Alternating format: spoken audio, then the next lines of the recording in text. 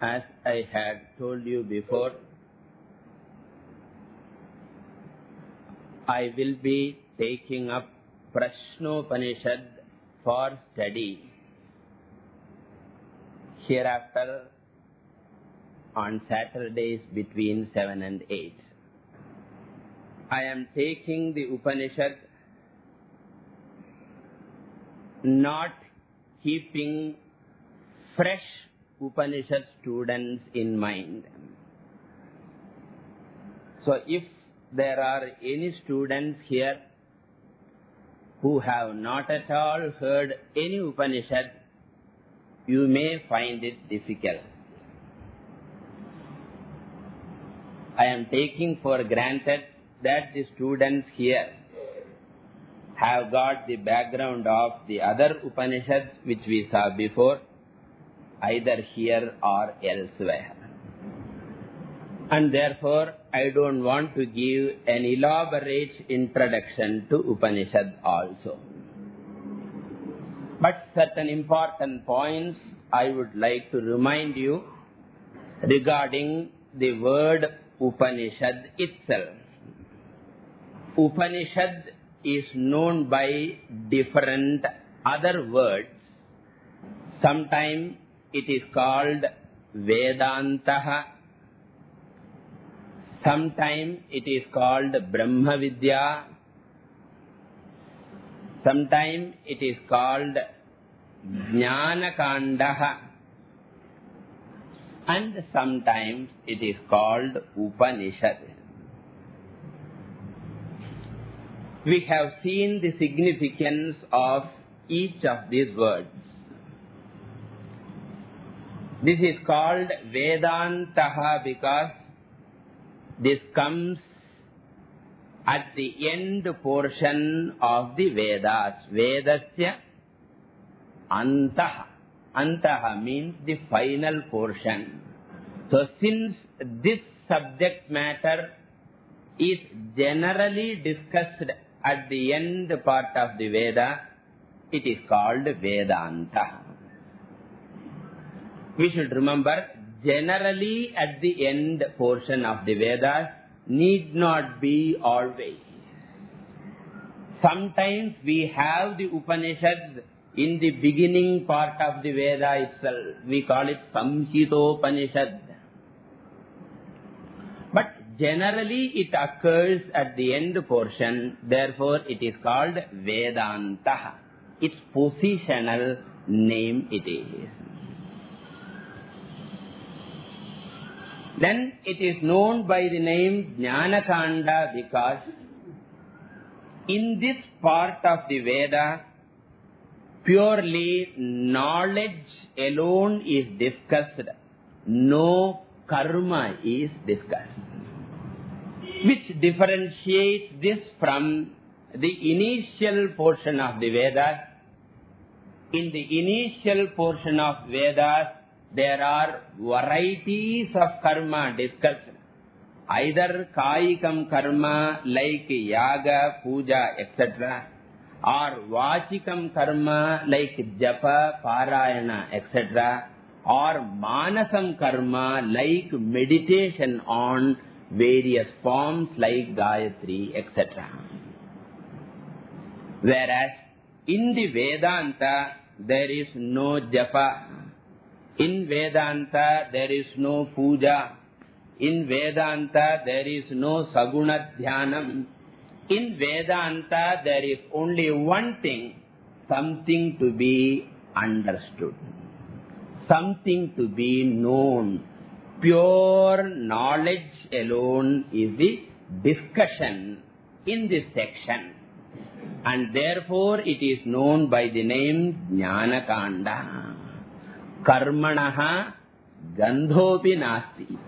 Kandaha means section. Jnanakanda means the knowledge section of the Vedas. The previous portion is Karma Kandaha, the action section. Action packed. Generally people like that only. Action packed. Then the third name that we said was Brahma Vidya. it is known by this name because it is very evident, because this deals with the knowledge of Brahman.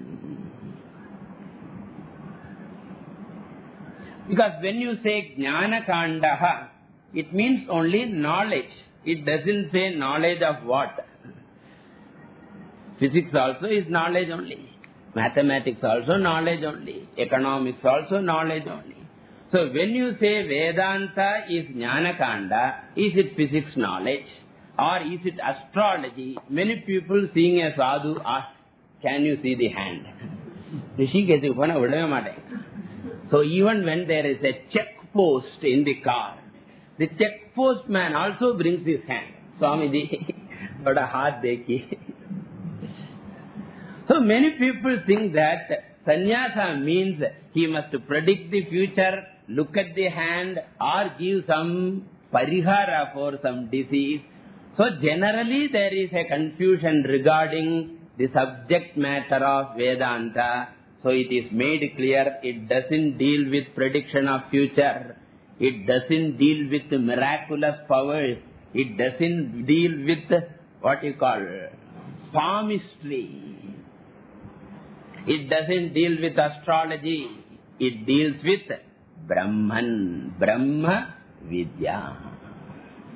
So never go and ask a sannyasi, what will be my future condition? He will say, you are Brahman without past, present or future. அது ஒரு பதில் தான் சொல்லலாம். Past ஆவது future ஆகுது. நஜாயத்தே மிரியத்தே வா கதாச்சித், that is all. So content wise it has got the name Brahma Vidya.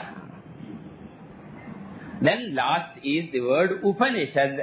I have given different meanings to the word Upanishad, but the essential meaning is what? Destroyer of samsara or sorrow. Samsara Nashakaha. And this meaning is derived from the word Upanishad. I have given you different meaning for Upa, Ni, Sat, etc. One more meaning I will give. Given by different acharyas. Okay, even though the word is one, they derive in different ways. This is in the form of a shloka itself. Why it is called Upanishad?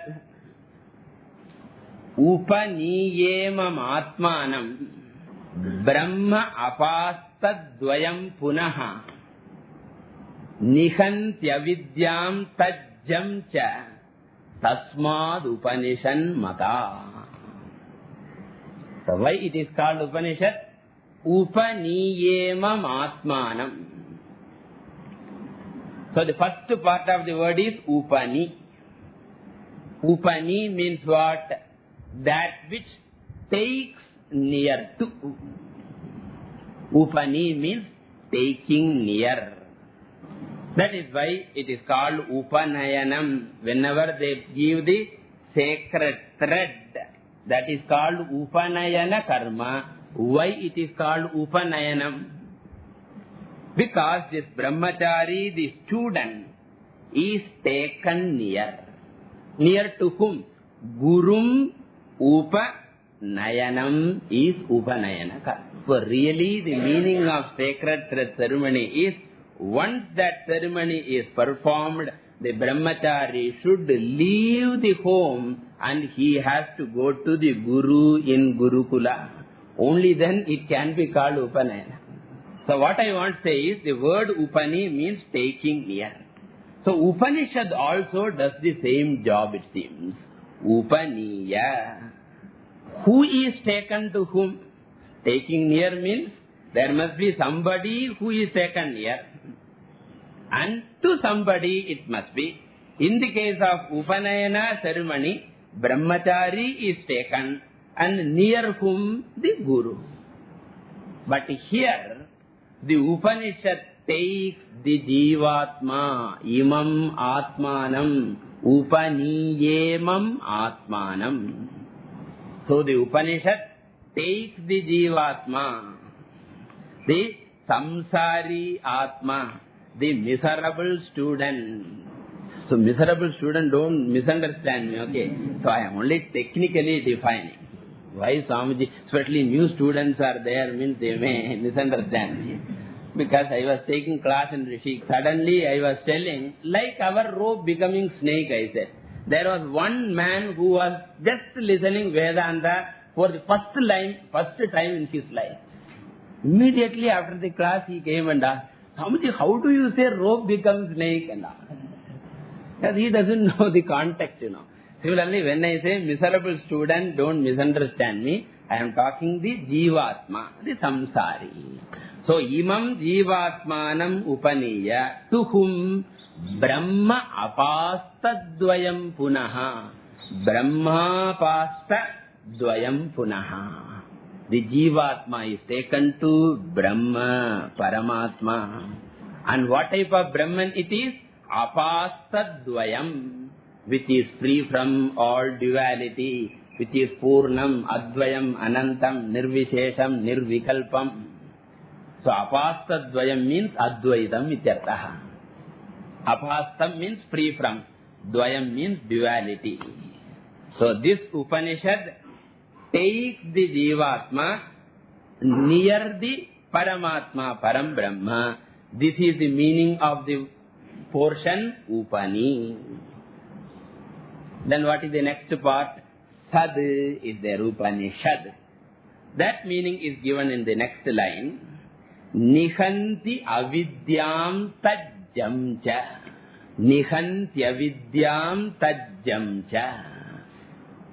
So, by way of uniting the Jivatma and Paramatma, what does the Upanishad do? Nihanti, destroys. Destroys what? Avidyam. Destroy the ignorance which created a division between Jivatma and Paramatma. So, by way of pointing out the unity between Jiva and Brahman, the identity between Jiva and Brahman, the Upanishad destroys the ignorance. What type of ignorance? The ignorance which divides Jiva and Brahman. Does it destroy only ignorance? No, not only that. Tajjam cha. And anything that is born of ignorance also is destroyed. Tajjam means avidyajam. So, avidyayaha yad jatam tat sarvam api avasadayati nihanti nashayati. In fact, that is more important. What is it that is born out of avidya? All problems, generally known as samsara, is born out of avidya. Therefore, tajjam means samsaram. So, it destroys ignorance, and the ignorance born samsara also. Because ahankara is born out of ignorance, and kartrutva bhoktritvam is born out of ignorance. Karma is born out of ignorance, and karma phalam in the form of punya papa is born out of ignorance. And because of karma phalam, sukha dukkham is born out of ignorance.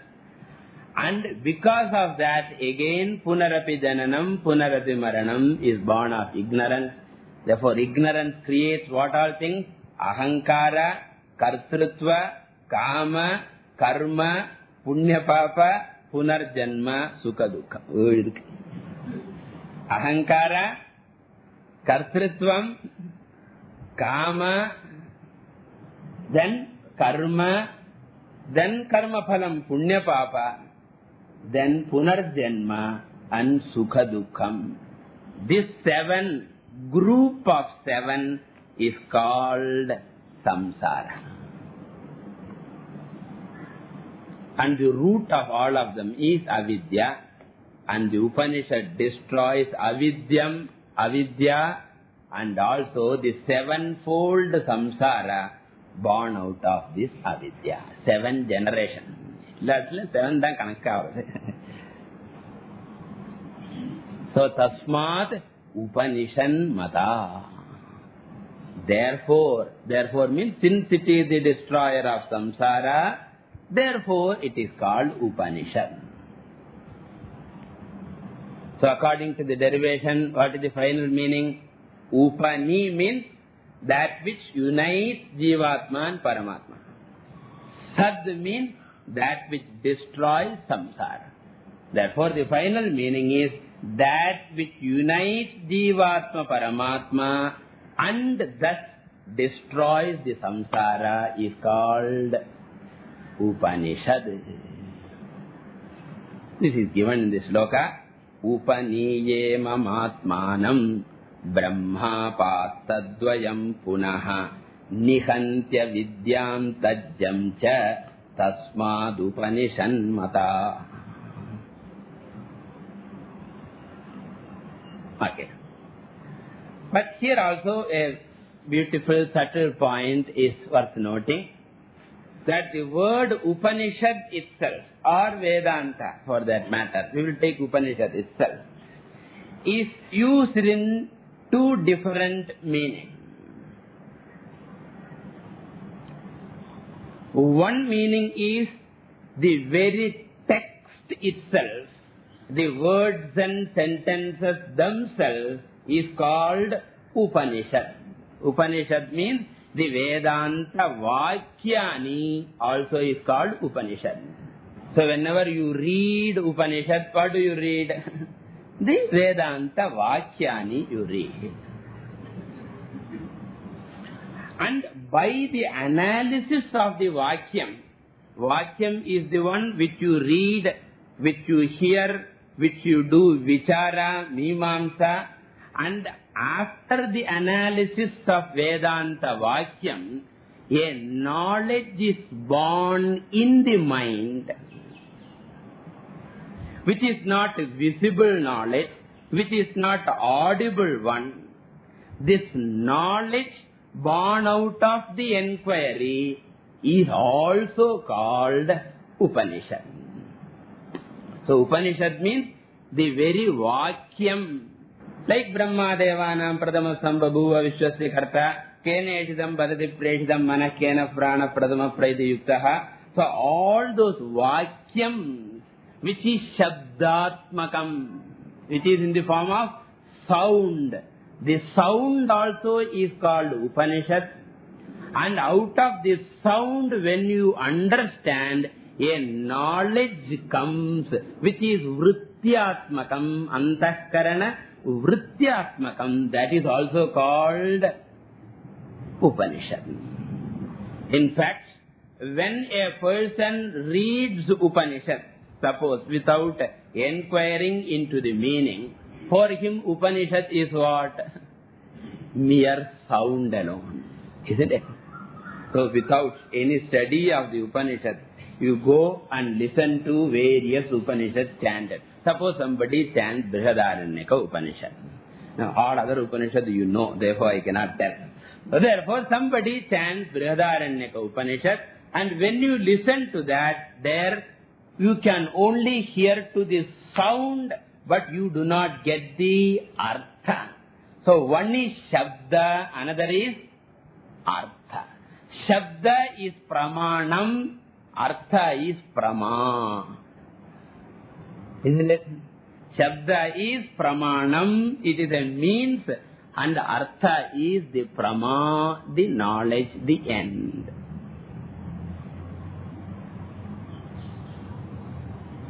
So when you say the word Upanishad, it refers to what is the question? We say it refers to both.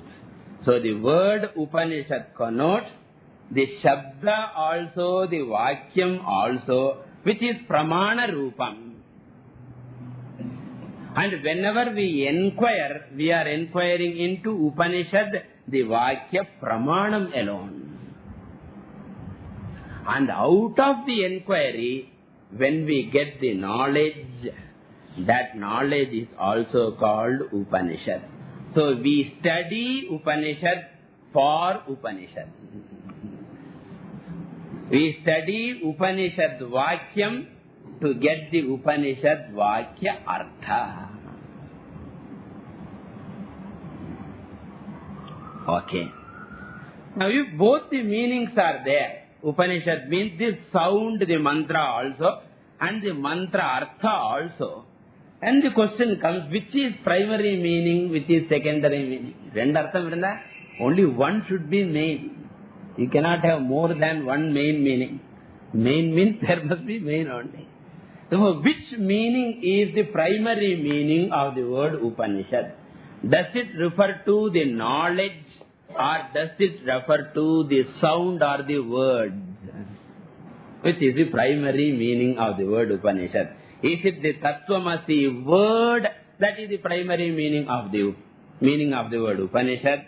Or is it the knowledge born out of Tattvamasi which is the primary meaning? Knowledge or word? So we conclude the knowledge alone is the primary meaning of the word Upanishad.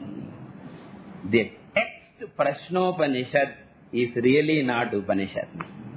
But out of the study of the text, if we get a knowledge, that knowledge is called Upanishad. The text Taittiriya itself is not Upanishad. That is only secondary meaning. Out of the study of Taittiriya Upanishad, what knowledge happens in the mind, that is called the primary meaning of the Upanishad. Why? Why do you say that is the primary meaning? Why can't you say this is the primary meaning? Text is the primary meaning. Knowledge is by extension it is. So we say the knowledge is the primary meaning of the word Upanishad because of the following reason. As we have said, Upanishad is the destroyer of samsara.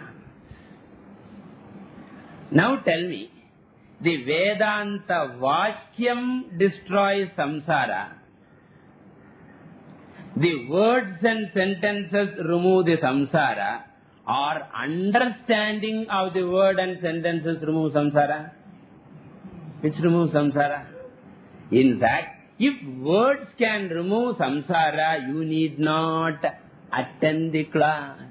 Because you know Sanskrit script. Even Sanskrit you need not know. Hindi script there is a problem. So if you know Hindi scripts, you can actually go through the entire Upanishad, read it, and even get it by heart also. And you can daily chant all the 10 Upanishads 5 times even.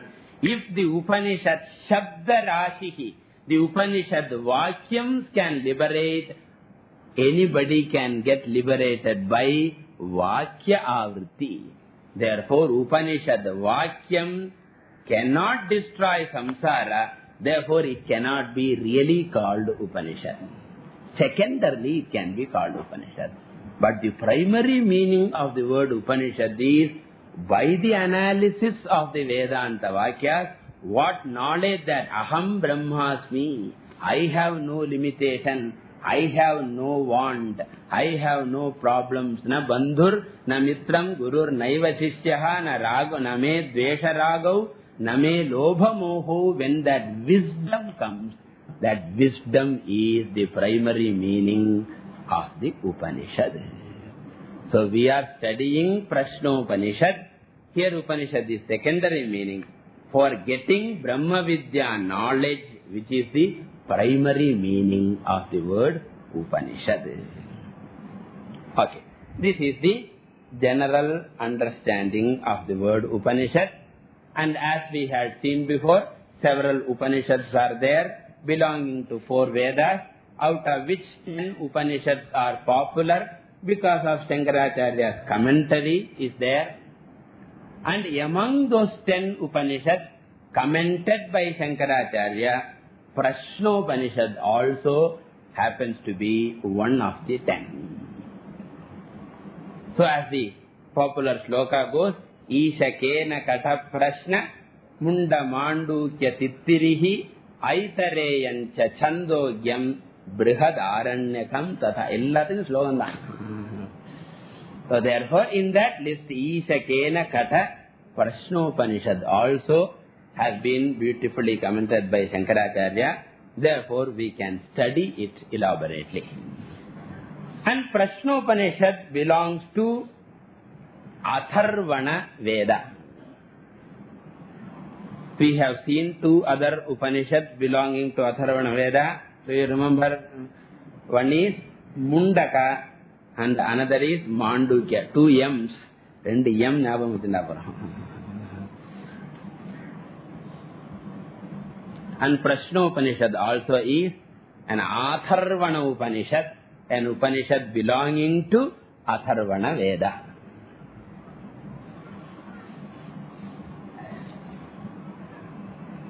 And this Prashnopanishad is known as a commentary upon Mundaka Upanishad. It is nothing but an elucidation, throwing some more light upon the Mundaka Upanishad.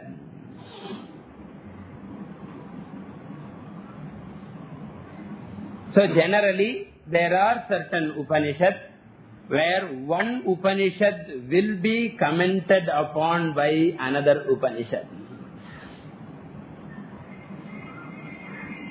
Now therefore, Mundaka Upanishad is called Mantropanishad and Prashnopanishad is called Brahmanopanishad. Mundaka Upanishad is Mantropanishad. Prashnopanishad is Brahmanopanishad.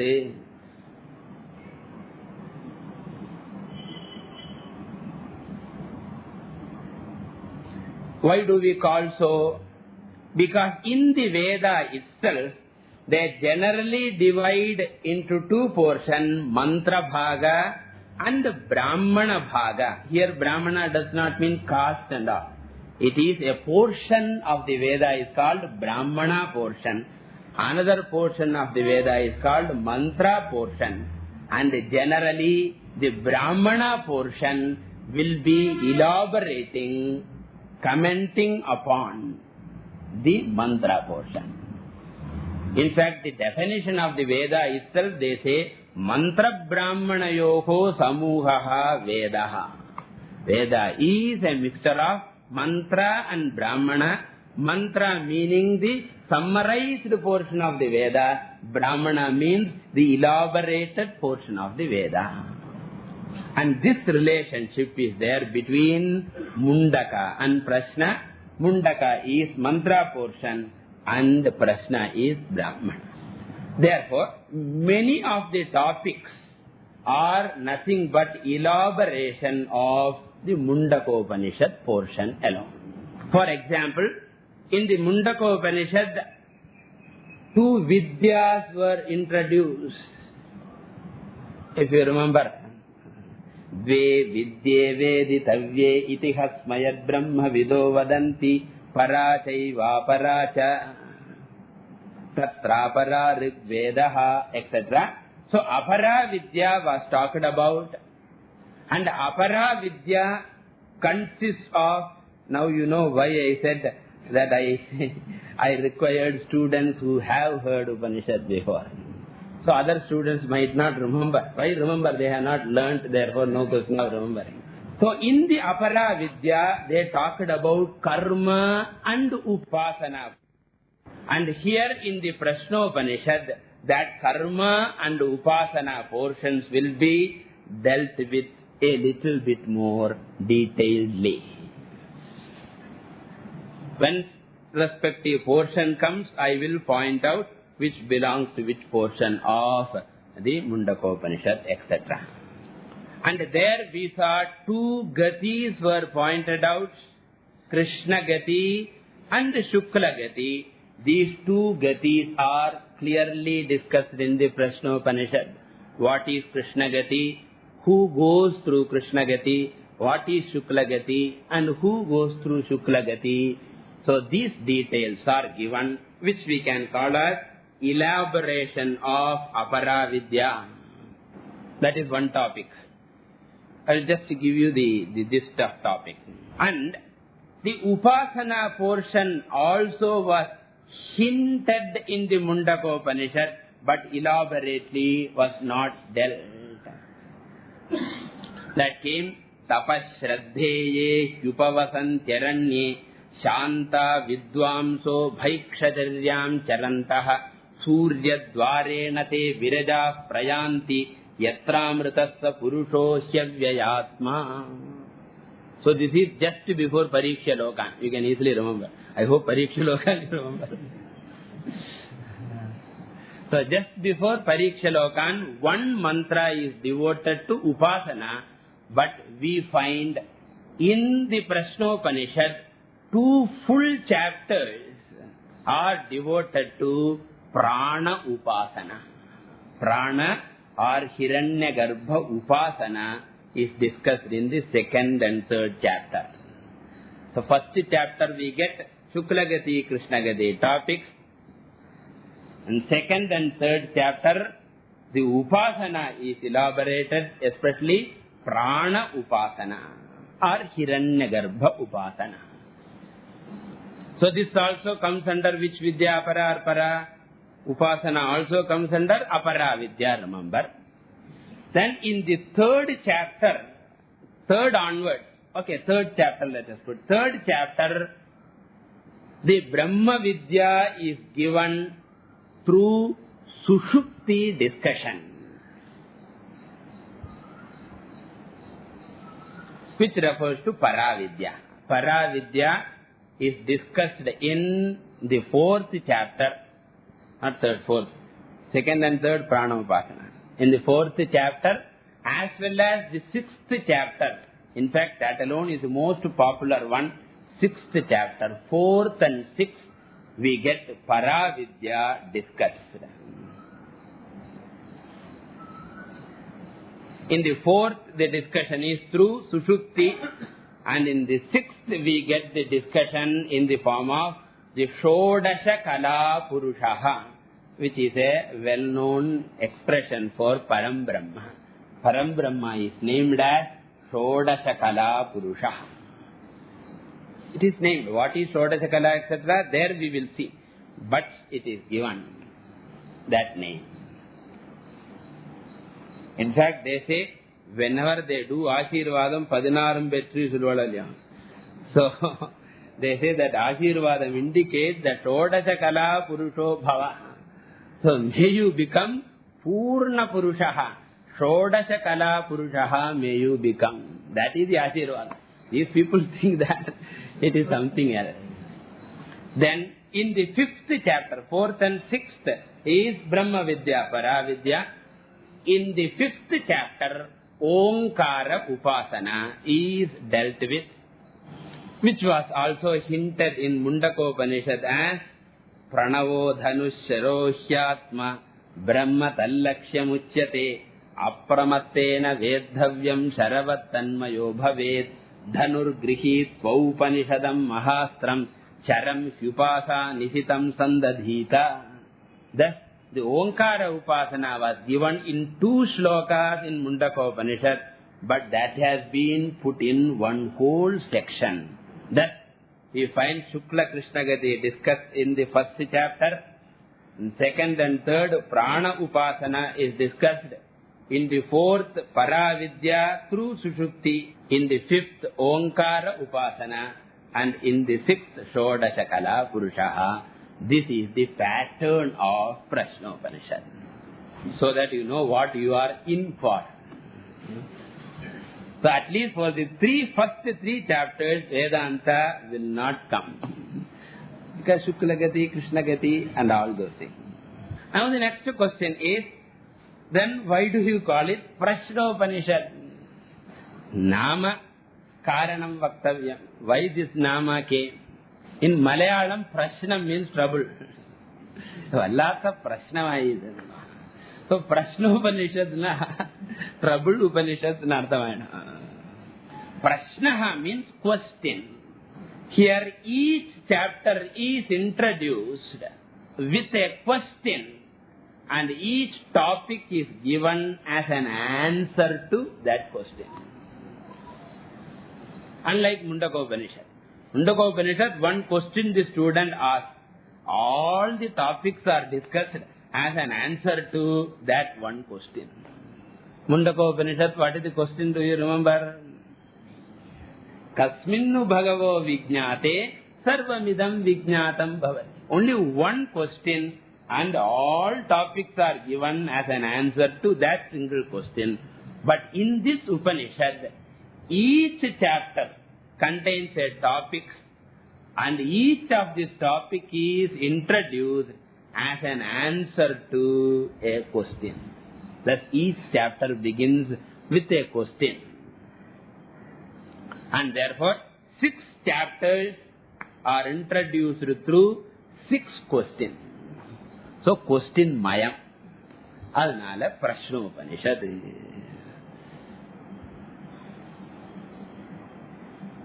And not only that, we have so many questions, 6 questions, and that too not asked by one Shishya. There are 6 Shishyas are there, and 6 Shishyas put 6 questions, and all these are answered in 6 different chapters, and therefore it is Prashnottara Rupena Pratipadita Ya Upanishad Prashnopanishad. Prashnottara Rupena Pratipadita Ya Upanishad. That which is revealed through Prashnottara form. But teacher is one only. So you should not think 6 students, 6 questions, therefore 6 teachers. No. Teacher is one only. 1:6. So this is the background of the Prashnopanishad name also. And like any other Upanishad, this also begins with a Shanti Patha. And here we need not see the Shanti Patha because this is Atharvana Shanti Patha Bhadram Karnebihi Srinuyama Devaha, whose meaning we have already seen. But the essence of Shanti Patha is what? My Sthula Sukshma Shariram. My physical and subtle body must function in a fitting manner so that I can absorb the teaching. That is the essence of Shanti Patha. So, Mama Sthula Sukshma Shariram Vidya Prapti Yogyatam Apnodu. Let my physical and subtle body gain the fitness, yogyata, patratvam, to receive the wisdom. Because as we generally know that even if the content is very good, maybe milk, but if the container is not properly cleaned, the milk may not be available as milk, it will get in modified form. That is what happens. The Advaita wisdom also, when it doesn't come to a proper Antakarana, by the time the student understands, it ends up in Dvaita wisdom or some other thing. So similarly, even the best seed also, if it is not sown in a properly, what you call, prepared land, even the best seed will fail. So here also, even if the Vedanta itself is the best seed, it cannot sprout forth into moksha phalam. Moksha fruit might not come if I don't have the preparedness. And therefore, through this prayer, the preparedness, yogyata, is asked for. This is the Shanti Patha. And after the Shanti Patha, the actual text is going to begin. And I don't want to go into the Shanti Patha details. We will now go to the text proper.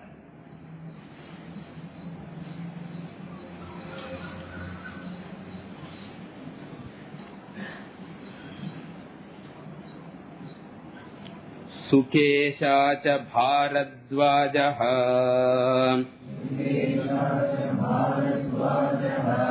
Shaipyascha Satyakamaha Sauryayani cha Gargyaha Kausalyascha Ashwalayanaha Bhargavo Vaidarbhihi Kabandhi Katyayanaha Tehaite Brahmapara Brahmanishtaha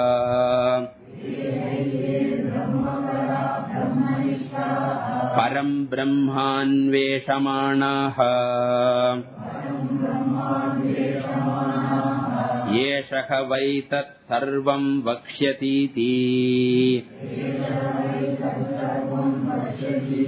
Tekha Samitpanayaha Bhagavantam Pippaladam Upasannaha.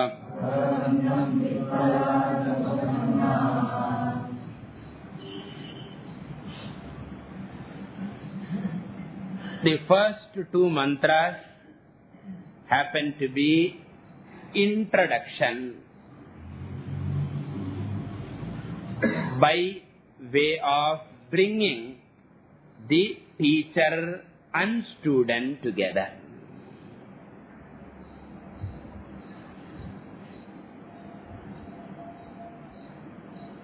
Because we have seen in any Brahma Vidya teaching, the teaching is never begun directly and immediately. Always some initial portion is devoted to bringing the student and disciple together. In Bhagavad Gita also, in the entire first chapter, there was no teaching. It was bringing Arjuna and Krishna together in a student-teacher relationship. That Arjuna and Krishna were together before also, but they were together as Sakheti Matva Prasabham Yaduktam Sakhayav Natu Guru Shishyav. So that way they have to be brought, and this will be done in various methods. It can be in the form of a story, as we get in Bhagavad Gita, or we get in Kathopanishad, very elaborate story about how father performed yajna and he cursed the son, went to Yamadharmaraja. All are story meant for what? Bringing the teacher and student. Similarly here also, it is given in the form of a story like or a previous incident, and the purpose is to bring the student and teacher together. And through this method, so many things are conveyed that we should remember. One thing is that Upanishads should be studied always from a teacher. So that is one main idea. Tad vijnanartham sa gurum eva abhigachet. Whether the translation is available, commentaries are available, that is all immaterial. Guru mukhataha shravanadeva vedanta jnanam praptavyam. That is one thing. And the second thing is the sampradaya is highlighted. No guru is great by himself. He is now guru because he was shishya, full stop. Nobody is great. No acharya plays a unique role, because people, always in our tradition, the greatness of an acharya is not in fresh contribution, but only in the retention of the tradition. In all other branches of science, the greatness of a person is in fresh contribution. That scientist is great if he has given something which other people have not given. Pudusha enna solrada? Pudusha enna sonadam peri.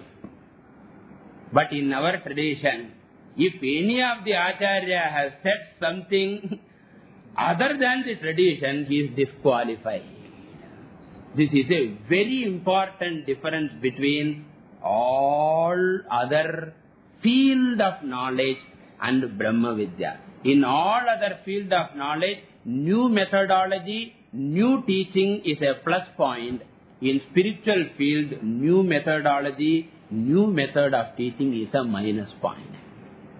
That's why when some people try to say that Ramakrishna Paramahamsa, Ramana Maharshi have paved a new path, when they say that, they forget that it is not the glorification of those people, they become disqualified from the tradition.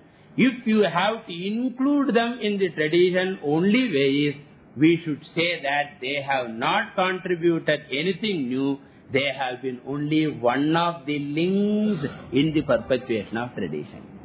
Similarly, Shankaracharya is great not because he said something other than Vyasa, but he said what Vyasa himself said, but in an elaborate or in a different manner.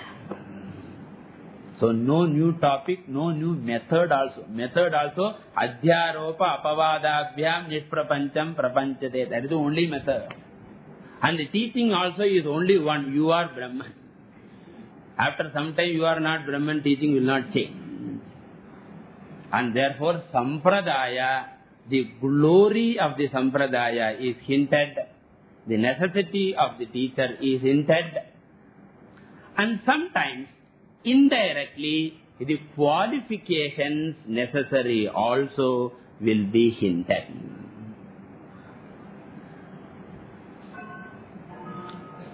As we saw in Kathopanishad, we find how Nachiketas has got Viveka, how Nachiketas has got Vairagyam, etc. was indicated through the story. Nachiketas said that I don't want anything. Shobhava martyasya yadanta kaitati sarvendriyanam jarayanti tejaha. So that through the story, the Vairagyam is hinted. And in Gita also, first chapter, he said, Rajyam Suranamapi Chadipatyam, I don't want, he said. So there also it hinted that Arjuna is not interested in victory or kingdom or anything. Vairagya is hinted. In Mundaka Upanishad, Shaunako Havai Mahashalaha Angirasam Vidhivad Upasannaha Papracha. Mahashalaha, it was said, indicating his qualification. So that through the story, qualifications will be highlighted, both gurus and shishya. Through the story, the glory of the tradition will be hinted, and through the story, the necessity of a teacher will be hinted. Here also, the two shlokas are going to point out all these things. And here we find 6 students are introduced in the first mantra. 6 students, 12 names are there. Each student has two names. Because we know everyone has got 2 names. So therefore, we have to take each pair as one student. So Sukesha Bharadwaja, together is one name. Shaibya or Satyakama is the second student. Sauryayani or Gargyaha is the third student. Kausalya or Ashwalayana is the fourth student. Bhargava or Vaidarbhi is the fifth student. Kabandhi or Katyayanaha, this is the sixth student. And two names are given. One is the original name, the other is to show his parampara. Like here also they add one name to the right hand side or left hand side. One will be the father's or grandfather's name, or they put an initial, isn't it? Krishnan Subramanian. His name may be Subramaniam, Krishnan may be the father's name. So that either the fathers or the grandfathers or the Gotra name is given to indicate that this person belongs to a noble family. Why do we talk about the parents? Because the purpose is, when the parentage is known, then we can easily guess what type of the child he will be. And that's why invariably they used to ask who are the parents, who are the grandparents, etc. And here those names are also given to show that they are all great people belonging to great families, indicating they have had the proper samskara. Because remember, before coming to Vedanta, a person goes to samskara. First, listening to Veda Shravana itself is a wonderful samskara. We get faith in the Veda. And Upanayana, and each one of them, a certain samskara is done to create a Shraddha in the Veda. And if it is not there, he will look upon Veda also as one of the textbook written by one of the others at some time in the history. Therefore, the samskaras are all there to create Shraddha in the Veda. So, if the parentage is beautiful, he would have created Shraddha towards sannyasi. Otherwise, sannyasi innala kovanda varum. So, Shraddha towards what you call Brahmins. Respect to Brahmana is respect to Veda. So, respect to a sannyasi is respect to Vedanta. All those things have to be created in the beginning itself, and that is all there in these people that is hinted here. So, Sukesha is the name. Bharadwaja refers to his Gotra. Bharadwajasya apatyam. A great Bharadwaja's son he is. And similarly, Satyakama is the name. Shaibya is the son of Shibi. So, Shibi must have been a famous person, famous Rishi, not Chakravarti here. That famous Rishi's son. And the very word Satyakamaha shows what is his only aim in life. Satya alone he wants. And similarly, Sauryayani is the name. Gargya refers to the Gotra. Garga Gotropannaha. Garga Rishi is a famous Rishi. In that family he comes. Then Kausalya is the name. Ashwalayana refers to that Gotra. Ashwalayanasya putraha Ashwalayanaha. He is the son of the great Rishi. Then Bhargava Vaidarbhihi. Bhargava again refers to Bhrugu Gotrotpannaha. Bhrugu Rishi's family he belongs to. And Vaidarbhi is his name. And Kabandhi is another name. Katyayana refers to again his parentage. Katyasya putraha apatyam puman Katyayanaha. So Katya also must have been a famous Rishi of those days. That all these people are basically astikas.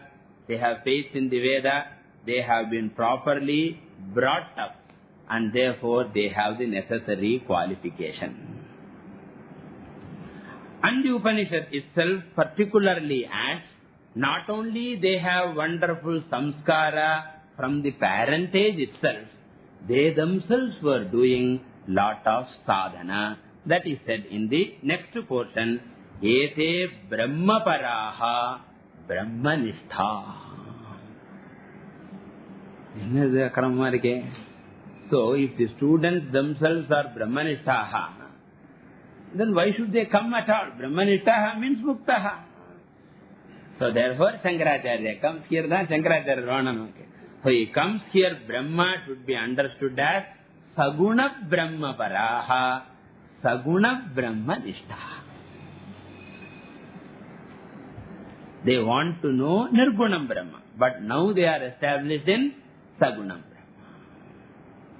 So they are coming for higher studies. Okay. That is said here.